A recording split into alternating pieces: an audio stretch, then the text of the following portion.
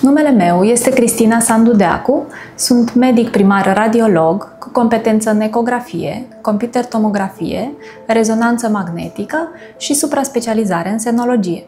Imagistica sânului m-a pasionat încă de la începutul carierei mele profesionale, de mai bine de 10 ani. M-am confruntat cu patologie diversă, cu mii de cazuri, începând cu vârsta pubertară și până la cele mai înaintate vârste. Identificarea precoce a patologiei mamare este esențială pentru un tratament prompt și eficient, care poate spori semnificativ durata și calitatea vieții pacientelor. Investigația senologică de rutină, o dată pe an, vede ceea ce nu putem simți. Controlați-vă să fiți sigure că sunteți bine pentru voi și pentru cei apropiați vouă. Clinica Dona Medical Center îmi oferă mediul ideal de lucru, cât și aparatura de ultimă generație, atât de necesară unui diagnostic corect. Astfel, pot oferi femeilor ce ne trec pragul cea mai bună abordare medicală. Sunt femeie și mamă și de aceea le înțeleg perfect pe femeile ce vin